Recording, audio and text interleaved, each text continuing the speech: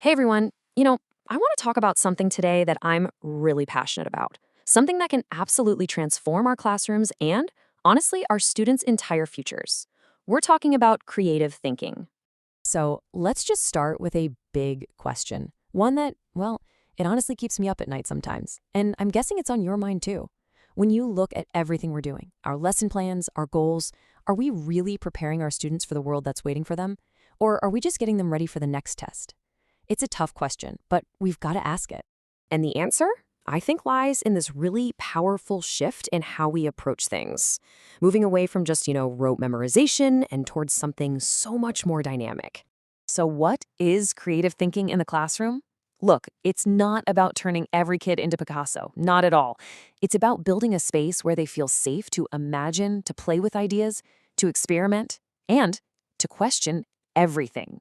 Think about it this way. We could ask, when was the printing press invented? Or we could ask, what would our world look like today if the printing press had never been invented? See that? That little spark in that second question? That's what we're going for. Right, so this is the absolute game changer. Getting students to move from just remembering stuff to actively creating with it.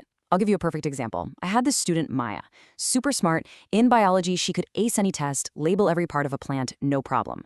But then we gave her class a real-world challenge. And what did Maya do?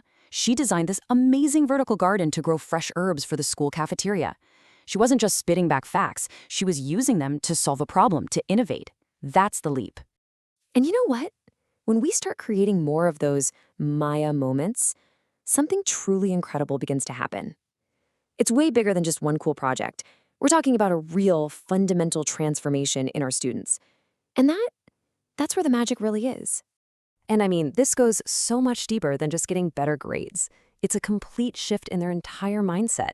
I've literally seen students, the ones who would never, ever raise their hand for a multiple choice question, suddenly leading a brainstorm on how to fix the school's recycling program. Why? Because there's no single right answer. They start seeing themselves as problem solvers, not just, test takers. And you can really see the results. I'm talking tangible stuff. They become independent thinkers, their problem-solving skills get way sharper, and their confidence, it just skyrockets. I mean, last semester, a few of my students, completely on their own, decided to tackle food waste in the cafeteria. They developed a whole composting plan and presented it to the administration. Their curiosity just exploded. And hey, it can start small. Something as simple as a wonder wall, just a space on the wall for any and all questions, can be such a powerful way to get that curiosity flowing. Okay, let's zero in on that last point for a second, the innovation mindset. Because let's be real, this is what's going to set them up for success out there. Companies today, they're not just looking for people who can follow the instructions. They are desperate for the people who can write a new set of instructions when the old ones don't work anymore. That is the innovation mindset we're trying to build. So the big question is, how do we do it? How do we build this day in and day out? Well, it all boils down to one simple guiding principle for us as educators. If you remember one thing from our chat today, let it be this. Our job is to teach students how to think, not just what to think. We're not just walking encyclopedias, right? Our real job is to give them the tools, the ability to analyze, to question, to connect ideas, and to create something new. We teach them the process. Because when you teach them how to think, you're giving them a tool they can use for the rest of their lives. It's like a superpower.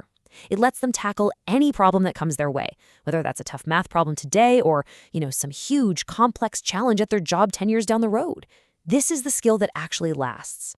So I want to leave you with this, a little challenge.